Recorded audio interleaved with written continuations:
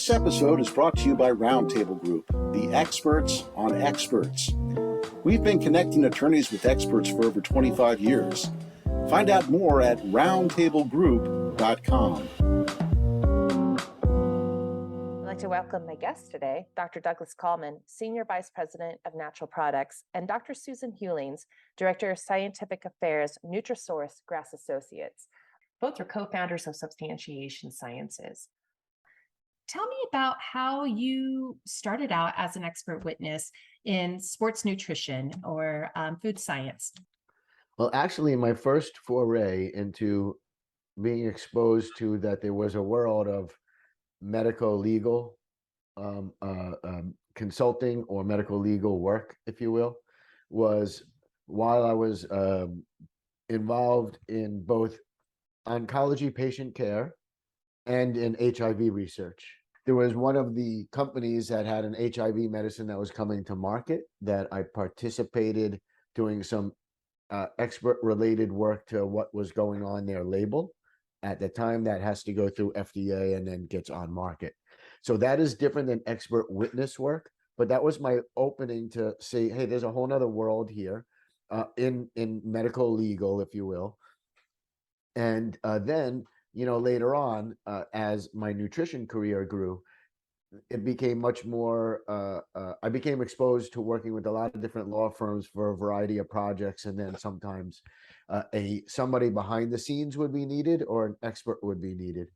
What types of cases are you usually retained for? So amongst the different cases that both Dr. Hewlings and I have worked on have been cases where there's been lawsuits of company versus company.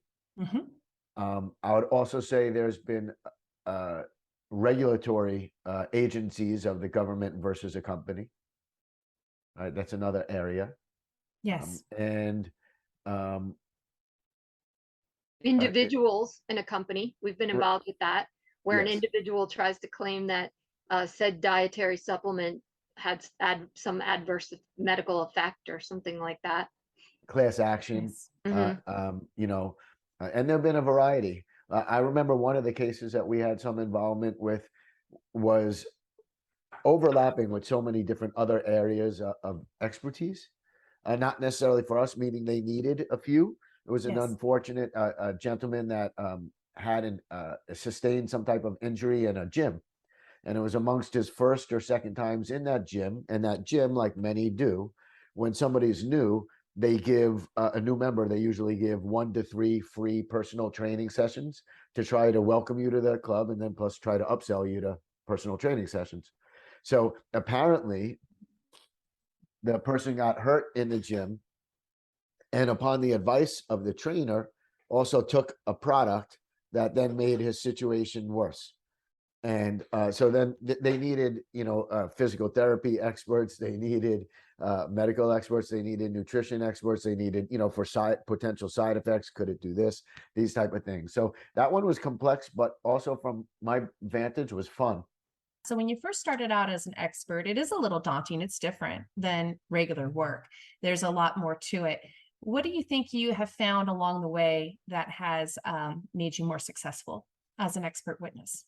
What I'd like to do is, if okay with you, is share that question with Sue, because we often work as a team and we also have different experiences and perspectives. I have more experience than Sue doing in-court testimony, but we both have a plethora of experience writing expert reports that are used in cases. Another thing that I would say, just as an aside before I ask Sue to take over, is a great many of these cases seem to get settled before they ever go to trial. So you end up doing a lot of work and then it goes away. Yes. And you never actually testify. There's depositions, but nothing in actual court. So Sue, do you mind sharing, like, what was your first experience like? And especially because you had a different background than me, coming from academia and research into doing expert work. Right. Yeah. Well, I knew about expert witness. I have a good friend who's a PhD nurse practitioner, and she has done her whole career. So I always knew it was there. And Doug's the one that first kind of brought me into it. because you first have to realize you are an expert, right? Like you're like, oh wow, I've actually been doing this long enough where I am now, qualified as an expert. And Doug and I already knew we work really well together. We've written a lot of stuff together. We've worked together for years since college, and we work really well together. And I think it's also knowing your strengths and capitalizing on those strengths. And so like we get on Zoom calls and we talk through it. Doug and he's really good as far as being an expert witness on the fly, like being able to defend us on the fly. And I'm the person who goes the deeper dive side, does the reference, does the report, and then we kind of like mix our areas of expertise, and we do have a lot of crossover, but that actually helps. And I think the biggest thing is that we learned is to stay in close contact with legal, because oftentimes we're coming from two different backgrounds. Doug and I come from more of like the science clinical background, look at the legal. And sometimes we'll try to interpret what they're asking us for the reports, and we're way wrong. So close communication, making sure we ask, and not doing too much work. And then they're like, that's not what we wanted at all. Because we've definitely had that happen. We've done this whole report that we've done this total deep dive. We spent hours on it. And the lawyer's like, this could have been like a 3-sentence. So Sure. making sure you're really clear on what you're being asked and making sure your deliverable matches your ask is also really important, because on the other side of our careers, we've done a lot of substantiation of marketing claims, and a lot of deep dive into science for that substantiation. Sometimes that's needed for the witness reports, and a lot of times it's not. So it's really understanding the ask and not trying to over-interpret it. We've gotten much more efficient at providing the reports, I think. One of the things that I think that we've also learned is something that carries over from research. And when you're working as a principal investigator or a co-investigator in research, one of the things that you look to do, probably in regular life too, is manage expectations. So in this way, when you're working with law firms and you're working on complex or even easy cases, you still have to manage expectations. So that's knowing, all right, what date do you need the report for? What are the highlights that you are looking for? What do you think some strengths are? What do you think some weaknesses are? Where are areas that we can introduce something that you may have not thought of? I'm thinking of they as being the lawyer, right, on the other part. So we like to manage those type of expectations and also get a clear-cut kind of calendar timeline of when everything needs to be pristine or draft pristine. That helps because once you have good communication, it's easier to be successful in what you're doing. Whether it's successful for the client at the ultimate, that's something different. We've worked both sides, if you will. There's a lot of variety of types of cases that come up. Mm-hmm. Yeah, and I think that's the other thing. I think that if you stick with the basic premise where our input or our response, if you will, is driven by the science, and it's also just sticking to the individual points that are being put forth by legal and answering those points with the science. And then really, if you do that, you can't go wrong. Have you been retained as an expert for government cases? I have been brought in as an expert on regulatory cases, but has not been on the side of the U.S. government. I don't have anything against the U.S. government, okay, because they're listening and we welcome them. But quite honestly, it's been for somebody, let's say that the Federal Trade Commission. Mm-hmm. And when I say somebody, it could be a company. It's not an individual, although it could be, or somebody that had an FDA issue. Sure. Okay. One of the things that I think that makes doing expert witness work unique, different than expert work, there is a difference, is that as an expert witness, you have to qualify yourself for the court. And it's in the statement, it's in a mandatory statement, and you have to basically spell out what qualifies you as an expert and why. And then either that could be challenged, right, by the opposing counsel, and then the judge has to do a ruling, a Daubert ruling, I believe it's called. And so then you could be, if you survive a Daubert challenge, then you are. There's not a term for it, but then you're kind of certified as, yeah, you're confirmed. Now you've survived even a legal challenge as an expert. Again, the attention is in the details. I'm not a great writer, but there are writers that I like. so Hemingway was a writer that I like. One of the things I was taught about him is he used rather, not really with us, the least words possible to describe whatever he wanted to say. He was concise. The sea was rough, my friends, whatever it was. I think that becomes important for when you're even in every section of a report, but for when you're detailing what qualifies you uniquely to be considered an expert in the area that the case is about. I will tell you that we've worked intellectual property cases, right? Patents and know-how, secret sauce, if you will, if you're McDonald's, as well as, civil litigation or class action suits and others. And it all being particular to the detail matters. And my point is that you could spell out what makes you as an expert, but then you have to make sure that you address the questions that the court is asking you to address. Sue, have you been an expert witness as far as testimony or deposition before? I have not. No, I have done mostly the reports and the Sure. background research that's required. No, Doug's the face. Sure. I was going to say part of some of being an expert witness is the presentation of what you provide to the opposing counsel, because as with everything universal, there's different personalities, there's different approaches, and you almost have to be well versed, right? That you need to navigate some tricky situations. So is there anything that you do, Doug, to prepare yourself before testimony, or is there prep work that your attorney provides to you before you guys face the other opposing counsel? I do think that there's probably standards of industry, if you will, standard practices. I've testified in cases and written reports and testified in cases since I would say the late 90s, right? And one thing that has always been a common theme is if you're going to appear in a deposition or the court case, of course, you're having all the communication with the lawyers and you're having everything that you're doing, but usually either the night before or the morning of, they meet with you, whether it's for dinner, coffee, breakfast, whatever. They go over their highlights. They tell, and so that's one thing to understand. But in order to prepare, I just make sure that I have good communication with the lawyer. I know, because they always have a good feeling and know what the other counsel is going to primarily be asking about. Make sure I'm well read on the topic. That translates also to having, when you're actually testifying, whether it's deposition or court, to also some tips I would share is take your time with your words, right? Discuss what you'd like to discuss, but don't over talk. Sure.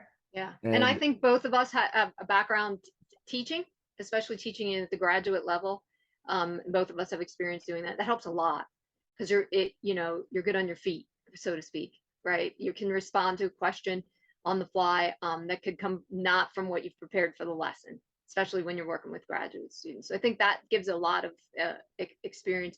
And I agree with Doug. I think thinking and being concise, taking your time to speak. And all the lawyers that we've worked with have given us that recommendation, that coaching up front when they talk about it.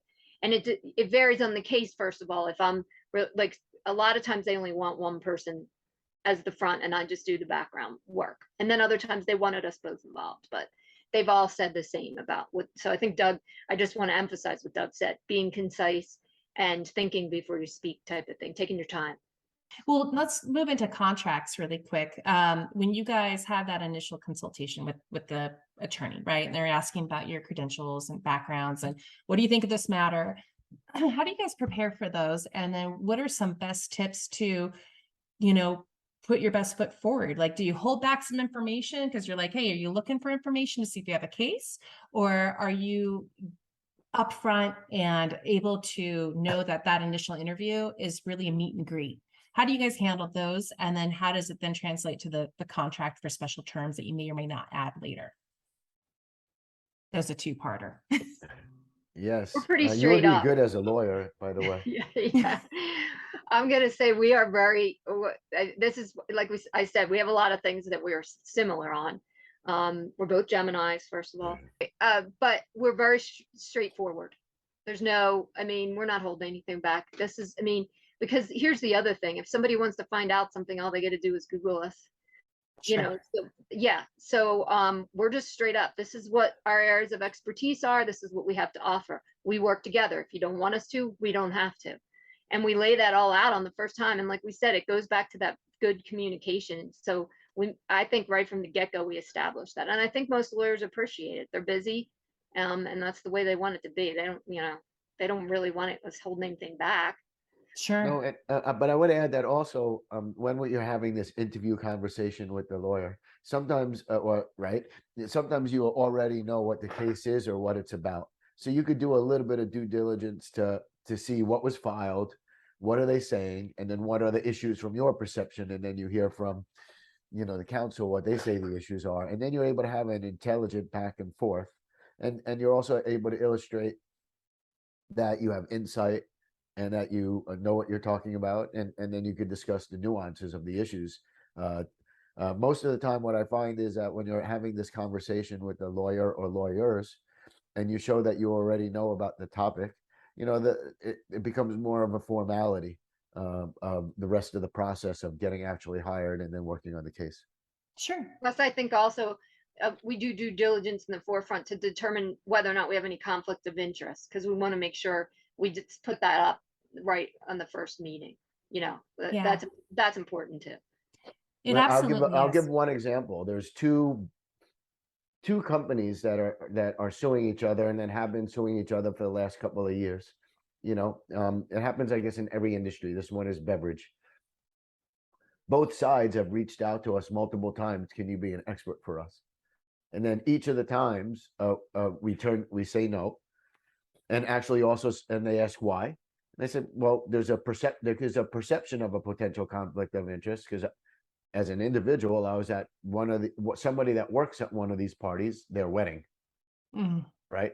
So so therefore, that's a perception of a conflict. I'd rather not even get involved, especially when both sides are asking us, can you go, which is, it's not like you're going to get a bidding war to sign a baseball contract. That's different, but you need to be upfront, because the lawyers and law firms you work with, they don't want to be caught by surprise by anything either during discovery phase or other, aspects of the case. Absolutely. Yeah. And sometimes, when we get those initial calls of like, hey, we're looking for this expert witness, they are very hesitant to always provide us the names of the parties. And that's something we adamantly have to have, just for our own personal conflict. And then in turn, for expert witnesses, to your point, you might have already been associated with the other side. How about, what's really good about podcasts is some stories that we can, add to the flavor of being an expert witness. Is there any ones that you two that come to mind that were learning lessons for you, or examples of either to improve yourself as an expert witness or like a aha moment? Yeah, I had a couple of aha moments and learning lessons during, especially during depositions, as well as during working with lawyers and law firms, both Sue and I, in writing the reports. Again, because to make sure we're not over delivering or under delivering, and that we're right on the target, and we understand what they're looking to drive home. Sometimes we are also opening their eyes to things that they were unaware of, as well, because of our knowledge of regulatory and science. So, one of the things I remember having an aha moment during a case when I was on the stand, and this was a particularly long day. It was the full day I was on the stand, and it was at the end of the day. And I don't know how it works. It was a federal case, but the judge says, I have some questions I'd like to ask the witness, right? The expert witness. And the judge asked me questions, and which I didn't, a judge can do anything they want, right? But I didn't know that part. So that was a learning lesson. And the second part was, in my mind, and I was very happy I did not verbalize this, the judge actually asked me the only questions that actually mattered for the whole case. I was asked nonsense questions for 7 or 8 hours or 6 hours plus lunchtime. But the judge had 3 questions, and they were really at what was at the heart of the whole case. And in my mind, I'm like, finally, somebody actually asked the right question. And so that was an aha moment too, learning that judges can ask questions, and that you could be on the stand, if you will, for a long time. It doesn't mean that you're going to be asked the right questions. And whether that's for the plaintiff or defense, that just happens. Right. How about you, Sue? Anything like behind the scenes that, you mentioned early on that sometimes you go into the expert reports and you write what you think is what the angle is, and then it's only 3 sentences. Anything else though, to just streamline, or that were moments? Not that I can think of. That's the big one for me. Yeah. That, and I think also, and we've mentioned this, I think realizing that there could potentially be lawyers who would have an issue with us working together. That was another thing we realized. I didn't think that was going to be the case when we went in. That there would be any issue, because it's like you're getting 2 for the price of 1 in a lot of ways, in a lot of ways. But yeah, I think that was another realization, was like, oh, we have to do more conquering and dividing on this than I thought. I mean, I realized that only one of us was going to be able to do the deposition. And I'm sure that eventually I will do some of that as well, depending on topics, if there's topics that fit better for me, and et cetera. But yeah, I think that was the other thing, is finding out that that wasn't always going to be the case. And it's not like I could just work in the background and not disclose it. We have to disclose it. So yeah, it's that was the only other thing I could think about. Yeah. Great. Well, thank you guys both. I really appreciate your time. We're just almost right there on the mark. Is there any closing comments from either of you about just being an expert witness in general? One closing comment that I'd have about being an expert witness is that it gives you an opportunity at the same time to educate or re-educate yourself about the legal process, and about how the legal process actually affects the rest of society almost in everything. So whether it's from regulatory or just from laws of the nation, and understanding how the court systems work, it gives a great insight. And I think that is a valuable positive also to bring home from it. Absolutely. Yeah, and I think that level. Exactly, and I think it's an excellent source of of revenue to generate for yourself at a certain point in your career. There's nothing wrong with that, right? You're providing a very important critical service with your knowledge and expertise that you've spent years and years developing. And I think it's a great it's the ultimate side hustle for the expert person. And it's a lot of work. I mean, and nobody should be like, think that you're just going to go in and someone's going to verbally ask you questions and it's easy and like this conversation podcast. No, it's a lot of work, and you have to cross your T's and dot your I's, and those lawyers, they hold you to task. It's definitely labor intensive. It's not for everybody. It's definitely not for everybody, but we find it very rewarding. Thank you for listening to our podcast, Discussions at Roundtable.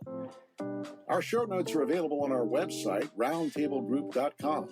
Subscribe today on Apple Podcasts or your favorite listening apps.